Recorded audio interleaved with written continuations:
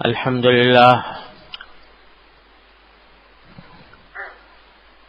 لله نحمده ونستعينه ونستغفره ونؤمن به ونتوكل عليه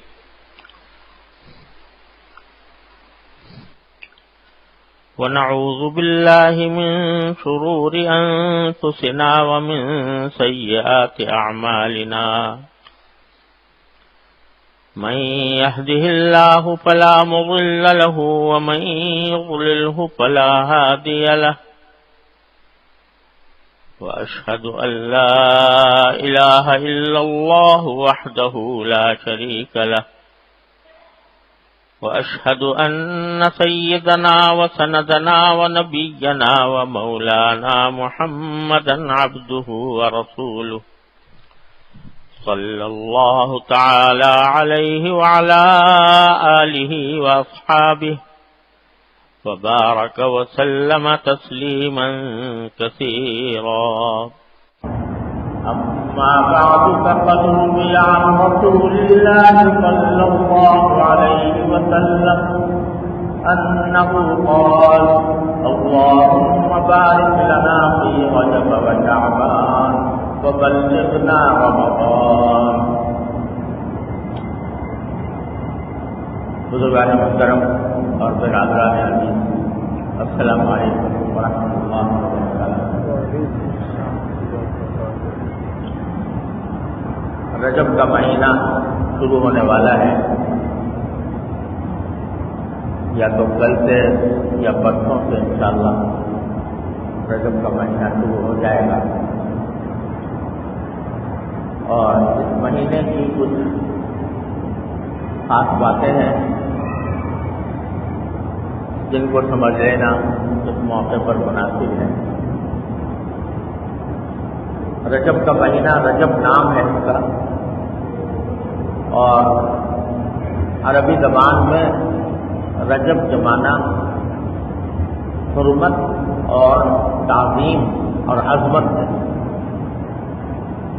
اسی لیے اس کو رجب المرجب بھی کہا جاتا ہے. یعنی وہ رجب جو تعظیم کے لائق ہے. یہ ان 4 مہینوں میں سے ہے جن کو قرآن کریم میں اشہر حرم قرار ہے، یعنی حرمت والے ہیں. اور ان 4 مہینوں کی خاص بات یہ تھی کہ ان 4 مہینوں میں جنگ اور لڑائی ممنوع ہوتی. یعنی اگر جہاد بھی ہو رہا ہے تو اس جہاد کو بھی ان مہینوں کے اندر موقوف رکھا جاتا ہے. گویا ان مہینوں کو امن کا مہینہ قرار دیا گیا. اور یہ بات رسول کریم سرور دو عالم صلی اللہ علیہ وسلم کی تشریف آوری سے پہلے بھی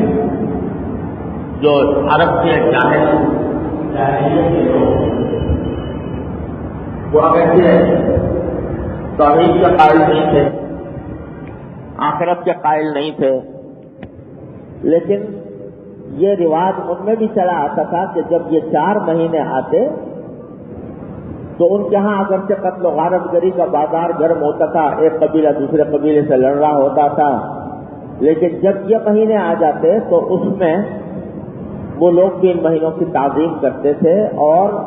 ان مہینوں کی وجہ سے لڑائی کو موقوف کر دیتے تھے. جس سے معلوم ہوتا ہے کہ یہ شاید ان 4 مہینوں کی عظمت اور حرمت حضرت ابراہیم علیہ السلام کے وقت سے شاید چلی آتی تھی. اور اسی وجہ سے کیونکہ اہل عرب اگرچہ حضرت ابراہیم علیہ السلام کے دین میں بہت ساری تحریفات کر چکے تھے، بگاڑ چکے تھے، لیکن دین ابراہیمی کی کچھ چیزیں ان کے اندر باقی تھیں. مثلا کعبہ شریف کی حرمت، حج کرنا، اگرچہ حج کے طریقے ان کے مختلف تھے، لیکن اتنی حد تک وہ حضرت ابراہیم علیہ السلام کے دین کی کچھ باتیں ان کے ہاں محفوظ تھیں. انہی میں سے ایک بات یہ بھی تھی کہ یہ 4 مہینے حرمت والے قرار دیے گئے تھے اور اس میں لڑائی کو منع کیا گیا تھا اور اس کا احترام قریش کے لوگ اور اہل عرب بھی کرتے تھے کہ آپس کی باہمی قبائلی لڑائیوں کو بھی وہ ان مہینوں میں موقوف کر دیتے تھے. اگرچہ اس میں بھی کچھ ہیلے بہانے نکالے تھے کہ مثلا اگر فرض کرو کہ لڑائی جاری ہے، اپنے شباب پر ہے اور دونوں طرف سے لشکر گتھا ہیں، اچانک چاند شروع ہو گیا اور مہینہ وہ آ گیا کہ حرمت والا ہے، اب اس وقت دل نہیں چاہ رہا کہ لڑائی کو روکا جائے کیونکہ جوش و خروش کا عالم ہے، تو بعض اوقات وہ ہیلا بہانا یہ کرتے تھے کہ اب کے رجب جو ہے وہ 1 مہینے بعد آئے گا، رجب کا مہینہ،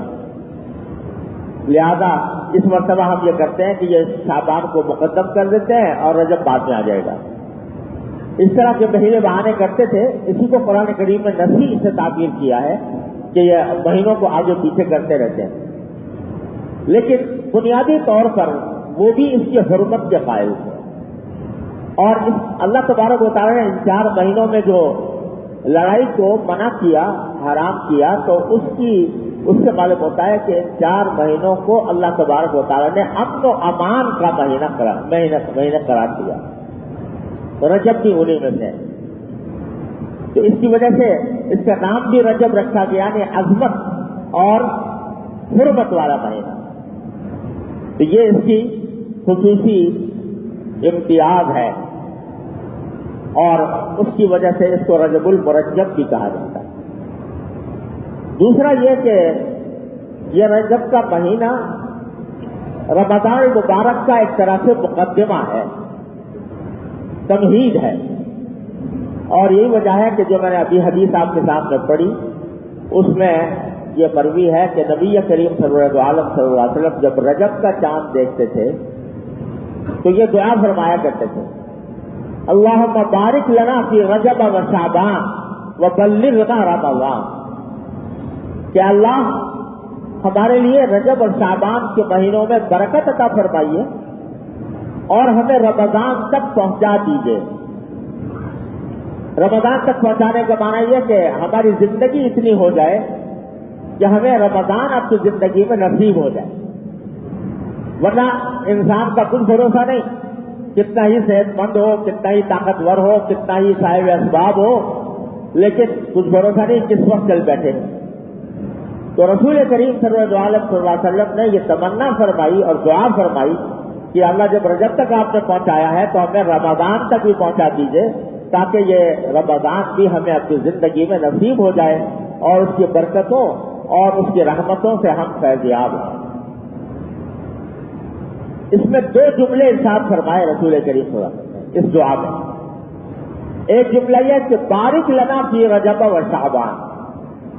کہ اللہ ہمارے لیے رجب اور شعبان کے مہینوں میں برکت عطا فرما. اس سے کیا معنی ہے کہ برکت عطا فرما؟ یہ برکت کا لفظ یہ بڑے ہی عظیم معانی پر مشتمل ہے. ہم لوگ اکثر و بیشتر یہ لفظ بولتے ضرور ہیں لیکن اس کی حقیقت کا ہمیں ادراک نہیں ہوتا. محاورے کے اندر جب کسی شخص کو کوئی نعمت میسر آئی ہو تو ہم کہتے ہیں مبارک ہو. کسی کا مکان بنا، کسی کو نیا مکان ملا، بھائی اللہ تعالیٰ مبارک کرے. کسی کی شادی ہوئی، اللہ تعالیٰ مبارک کرے. کسی کی گاڑی آ گئی، اللہ تعالیٰ مبارک کرے. کسی کو ملازمت اچھی مل گئی، اللہ تعالیٰ مبارک کرے. یہ جملے تو ہمارے ہاں بہت مروج ہیں اور کہہ دیتے ہیں مبارک ہو مبارک ہو مبارک ہو، لیکن کیا مطلب ہے مبارک ہونے کا؟ برکت کا کیا مطلب؟ اس کو ذرا سمجھنے کی ضرورت ہے. اور یہ در حقیقت برکت ایسی چیز ہے جس کا تصور صرف دین اور اسلام میں ہے. یہ اور کسی مذہب میں، کسی اور ملت میں، کسی اور زبان میں یہ لفظ نہیں ہے. ترجمہ بعض کر دیتے ہیں، انگریزی میں بلیسنگ کر دیتے ہیں یا کوئی اور ترجمہ کر دیتے ہیں، لیکن حقیقت جو ہے برکت کی وہ نبی کریم صلی اللہ علیہ وسلم نے سکھائی ہے. برکت یہ ہے کہ انسان جتنے انسان کے پاس راحت کے اسباب ہوتے ہیں بسا اوقات انسان اسی کو راحت سمجھ بیٹھتا ہے. مثلا کوئی شخص اگر دولت مند ہے تو دن رات دوڑ کی طرف لگی ہوئی ہے، میری دولت میں اضافہ ہو جائے، میرا مال زیادہ بن جائے، میرا بینک بیلنس زیادہ ہو جائے، تو اسی کو راحت سمجھا ہوا ہے. لیکن حقیقت میں وہ جو پیسہ ہے یہ اپنی ذات میں کسی کو کوئی نفع نہیں پہنچا سکتا. اگر فرض کرو بھوکا ہو اور پیسہ بہت ہے لیکن وہ پیسہ اس کام کا نہیں ہے کہ آدمی اس سے بھوک مٹا لے، اس کو کھا کے بھوک مٹا لے. اگر کسی شخص کے پاس مکان ہے، بے شک راحت کا سبب ہے، لیکن وہ راحت اس مکان کی حاصل نہیں ہو سکتی محض مکان سے جب تک کہ اللہ تبارک و تعالیٰ اس میں برکت نہ ڈالے. آپ نے گاڑی خرید لی اور اس کے اندر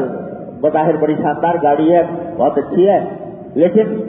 اگر اللہ تبارک و تعالیٰ اس میں برکت پیدا نہ کرے تو وہ گاڑی کہیں ایکسیڈنٹ ہو جائے، خراب ہو جائے، اس کو دھکے لگانے پڑے. آپ چاہتے ہیں کہ کہیں اس کے اندر سفر کریں لیکن وہ خراب پڑی ہوئی ہے، وہ اس کو دھکے لگانے پڑ رہے ہیں. تو گاڑی تو ہے، سبب راحت تو ہے، لیکن راحت حاصل نہیں ہے، اس لیے کہ برکت نہیں ہے. اگر مکان ہے لیکن مکان جو ہے وہ راحت کی چیز ضرور ہے، لیکن آپ کو پریشانی لاحق ہے، کوئی بیماری کھڑی ہو گئی ہے، کوئی اس کے اوپر مقدمے چل پڑے ہیں،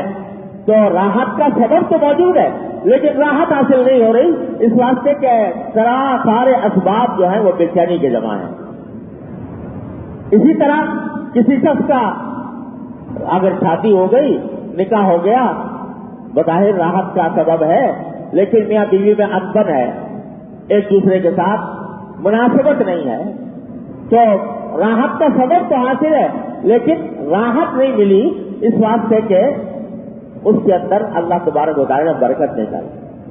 تو برکت سے معنی یہ ہے کہ جو چیز انسان کو جو نعمت ملی ہے اس نعمت کا صحیح استعمال ہو اور اس نعمت سے صحیح فائدہ حاصل ہو، یہ چیز برکت کہلاتی ہے. تو نبی کریم صلی اللہ علیہ وسلم نے قدم قدم پر یہ برکت کی دعائیں مانگی ہے، یا اللہ اسے برکت عطا فرما، یا اللہ اسے برکت عطا فرما.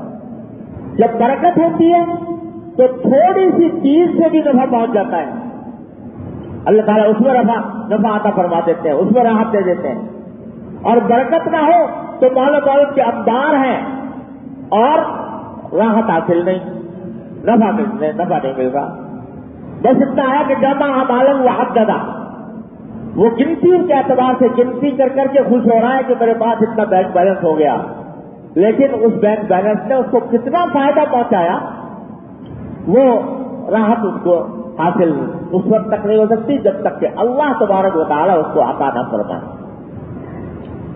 تو یہ ہر چیز میں ہمیں برکت کی ضرورت ہے، کوئی دنیا کی چیز ہو،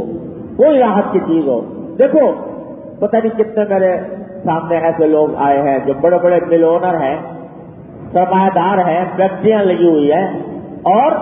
لوگ دیکھ دیکھ کر رش کرتے ہیں. ان کے بنگلے شاندار، ان کی گاڑیاں شاندار، ان کے نوکر چاکر بے انتہا، لیکن دل میں اگر اندر سے دل ٹٹول کر دیکھو تو دکھوں سے بھرا ہوا ہے. قرآن کریم کہتا ہے کہ بعض اوقات کی مال و دولت کو دنیا کے اندر انسان کے لیے عذاب بنا دیتے ہیں. میرے پاس نہ جانے کیونکہ ہر طرح کے لوگ آتے ہیں، تو نہ جانے کتنے ایسے لوگ ہیں کہ جو ان کو ظاہری اعتبار سے لوگ دیکھتے ہیں تو رش کرتے ہیں کاش ہم بھی ایسے ہوتے، ہمارے بھی اتنی دولت ہوتی، ہمارے بھی اتنی گاڑیاں شاندار ہوتی، ہمارے بھی اتنے نوکر چاکر ہوتے. لیکن جب آ کر وہ اپنا سینہ کھول کر بتاتے ہیں تو معلوم ہوتا ہے کہ وہ دکھوں سے بھرا ہوا، وہ ساری مال و دولت بجائے فائدہ پہنچانے کے اس کو نقصان پہنچا رہی ہے. ایک خاتون میرے پاس آیا کرتی تھی اور ان کو دیکھ دیکھ کر لوگ رش کیا کرتے تھے، یا لیت لنا مثل ما اوتی قارون، جیسے قارون کو دیکھ کر لوگ رش کرتے تھے کہ کاش ہمیں بھی ایسی دولت ملتی جیسے قارون کو ملی ہوئی ہے۔ لیکن وہ آ کر رو رو کر مجھ سے کہتی تھی کہ مجھے کوئی جھوپڑا مل جاتا اور اس کے اندر مجھے سکون مل جاتا تو یہ بہتر تھا بنسبت اس محلات کے جن میں رہ رہی ہوں۔ تو اللہ تبارک و تعالیٰ یہ جو راحت ہے اور کسی نعمت کا صحیح فائدہ ہے، یہ خالص اللہ جل جلالہ کی عطا ہے، یہ پیسوں سے نہیں خرید جاتی، پیسوں سے خرید کے حاصل نہیں ہوتی، یہ اللہ تبارک و تعالیٰ کی عطا ہے۔ لہذا برکت کا حاصل یہ ہوتا ہے کہ تھوڑی چاہے چیز ہو لیکن وہ نفع زیادہ پہنچا رہی ہے، اس سے فائدہ زیادہ حاصل ہو رہا ہے، اس سے راحت زیادہ مل رہی ہے۔ اور اگر برکت نہیں ہے تو بڑی سے بڑی دولت بھی انسان کے لیے نفع پہنچانے سے عاجز ہو جاتی ہے اور اس کو کوئی حاصل نہیں ہوتا، اس سے کچھ حاصل نہیں ہوتا۔ تو اللہ تبارک و تعالیٰ نے اور نبی کریم صلی اللہ علیہ وسلم نے زور اس پر دیا ہے کہ اللہ تعالیٰ سے برکت مانگو، جس چیز میں بھی، جو چیز بھی تمہیں حاصل ہو اس میں برکت ہو تو تھوڑی چیز سے زیادہ فائدہ حاصل ہو جاتا ہے، اور اللہ تبارک و تعالیٰ اس کے اندر راحت عطا فرما دیتے ہیں، اس کے اندر منافع عطا فرماتے ہیں۔ تو یہاں چیز میں دعا دی گئی ہے، یہ دعا تلقین کی گئی ہے کہ برکت کی دعا مانگو۔ اللہم بارک لنا فیما اعطیت، یہ رسول کریم صلی اللہ علیہ وسلم نے یہ دعا بڑی جامع تلقین فرمائی۔ اللہم بارک لنا فیما اعطیت، یا اللہ آپ نے جو جو نعمتیں ہمیں عطا فرمائی ہے ان میں برکت ڈال دیجیے، جو چیز عطا فرمائی، پیسہ ہو تو اس میں برکت، مکان ہو اس میں برکت، لباس ہو اس میں برکت، ملنے جلنے والے ہوں ان میں برکت، ہر چیز میں ہمیں برکت رکھنا، یہ معنی ہے برکت کے۔ اور جب ہم کسی کو دعا دیں مبارک ہو یا اللہ تعالیٰ برکت کا فرمائے تو یہ تصور کرنا چاہیے کہ یہ خالص اللہ جل جلالہ کی عطا ہے جو ہم اس سے مانگ رہے ہیں۔ تو رسول کریم صلی اللہ علیہ وسلم نے جب رجب کا مہینہ آیا تو یہ پہلی دعا یہ فرمائی، اللہم بارک لنا فی رجب و شعبان، اے اللہ ہمارے لیے رجب اور شعبان میں برکت عطا فرما۔ ویسے تو برکت ہر مہینے کے اندر ضروری ہے، ہر مہینے میں انسان کو برکت کی حاجت ہے، لیکن خاص طور پر رجب اور شعبان کی برکت کے لیے جو دعا مانگی اس کا بظاہر وجہ یہ ہے کہ یہ مہینے رمضان کا مقدمہ ہے، رمضان کی تمہید ہے، تو اس میں آدمی کو چاہیے کہ وہ رمضان کے لیے تیاری شروع کرے۔ رمضان کے استقبال کی بات بہت ہوتی ہے، لیکن اصل تیاری یہ ہے کہ آدمی اپنا نظام الاوقات اس طرح بنائے کہ رمضان کی گھڑیوں سے، رمضان کے ساعات سے انسان زیادہ سے زیادہ مستفید ہو سکے۔ یہ مہینے جو آ رہے ہیں ان میں اپنی دوسری مصروفیات کو اس طرح ترتیب دینے کا موقع ہے کہ جب رمضان کا مہینہ آئے تو ہمیں زیادہ سے زیادہ وقت اللہ تبارک و تعالیٰ کی عبادت میں گزارنے کا موقع مل جائے۔ تو برکت اس میں مانگی گئی کہ ایک تو ان مہینوں کا صحیح استعمال ہو، یعنی ان مہینوں کے اوقات کو ہم اس طرح استعمال کریں کہ اس سے زیادہ فائدہ حاصل ہو، رجب کو بھی اور شعبان کو بھی، اور اس کے نتیجے میں ہم جب رمضان میں پہنچے تو رمضان کے اوقات سے زیادہ ہم مستفید ہو سکیں۔ اس لیے دعا مانگی کہ اللہ ان میں برکت عطا فرما۔ جیسے میں نے عرض کیا، برکت کے معنی یہ ہے کہ نعمت کا صحیح فائدہ اٹھائیں۔ تو رجب کا عظمت والا مہینہ آ رہا ہے اور شعبان کا بھی ایسا مہینہ آ رہا ہے جس میں رسول کریم صلی اللہ علیہ وسلم بکثرت روزے رکھا کرتے تھے، اس میں ایک رات سب برات بھی آنے والی ہے۔ تو ان تمام مہینوں سے صحیح فائدہ اٹھانے کی توفیق کی دعا ہے کہ اللہم بارک لنا فی رجب و شعبان۔ رجب کے اندر کوئی مخصوص عبادت رسول کریم صلی اللہ علیہ وسلم سے ثابت نہیں ہے، بلکہ جاہلیت کے زمانے میں رجب کے مہینے میں جو جاہلیت کے عرب تھے، بت پرست تھے، وہ رجب کے مہینے میں قربانی کیا کرتے تھے بتوں کے نام پر، اس کو عقیرہ کہتے تھے، اور ایک جو پہلی جانور کا جو پہلا بچہ پیدا ہوتا اس کو بھی قربانی کر کے بتوں کے نام پر قربان کیا کرتے تھے، ورا کہلاتا تھا۔ تو رسول کریم صلی اللہ علیہ وسلم نے ان رسموں کو ختم کیا، فرمایا لا فرع ولا عقیرۃ ولا رجب، یعنی رجب کے مہینے میں یہ ساری جو رسم جاہلیت کی تھی ان کو رسول کریم صلی اللہ علیہ وسلم نے مٹا دیا۔ البتہ اس میں رمضان کی تیاری یہ بے شک اس کا اہم حصہ ہے رجب کے کاموں کا، اور کسی خاص دن یا کسی خاص تاریخ یا کسی خاص عبادت کا آپ نے حکم نہیں دیا۔ بعض روایتیں ہیں جن میں رجب کے اندر روزے رکھنے کی زیادہ فضیلت بیان کی گئی ہے، مگر وہ روایتیں ضعیف ہیں، مستند نہیں۔ لہذا رجب کے مہینے میں روزہ رکھنا اور عام دنوں میں روزہ رکھنا دونوں میں کوئی فرق نہیں۔ روزہ رکھنا بڑی ثواب کی بات ہے، نفلی روزہ آپ کسی مہینے میں بھی رکھیں اجر و ثواب ہے، اور اگر اس لیے سے رکھیں کہ رمضان کی تیاری کر رہے ہیں تو انشاءاللہ اس کا بھی اجر و ثواب ملے گا۔ لیکن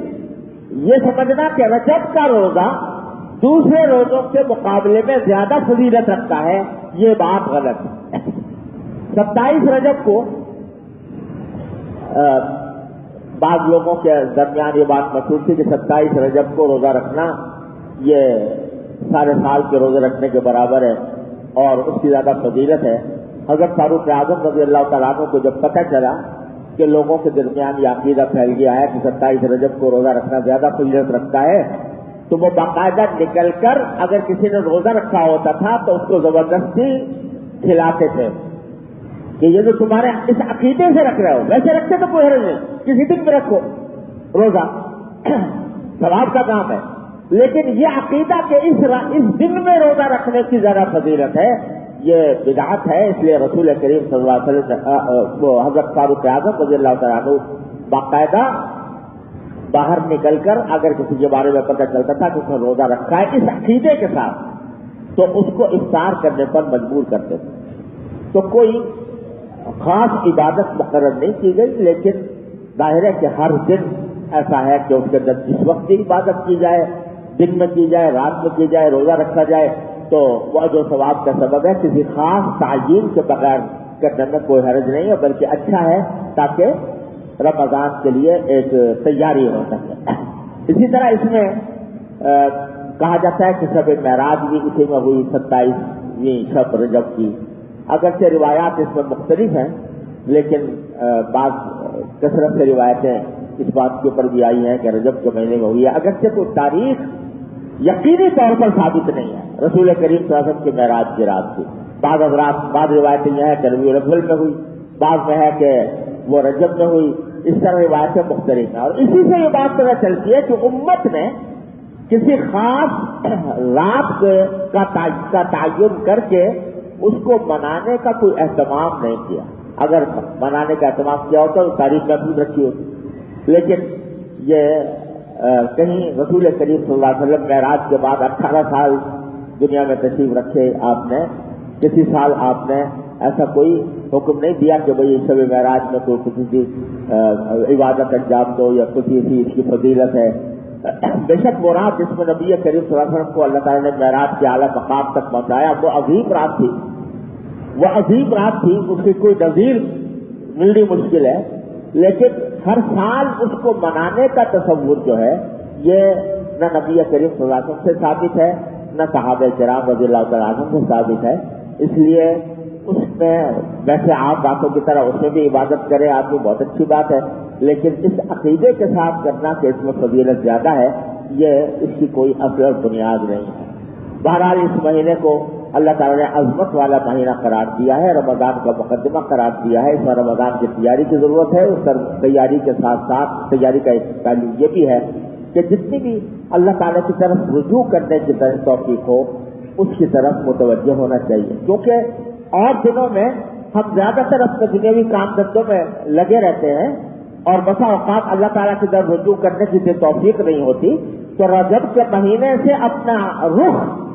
اور اپنی سوچ کا محور جو ہے وہ اللہ تعالیٰ کی رضامندی کو، اس کی طرف رجوع کو بنائیں، تاکہ جب رمضان کا مہینہ آئے تو ہم اس سے صحیح طور پر فائدہ اٹھا سکیں۔ اللہ تبارک و تعالیٰ آپ کے فضل و کرم سے ہم سب کو اس کی توفیق عطا فرمائے۔ وآخر دعوانا الحمدللہ۔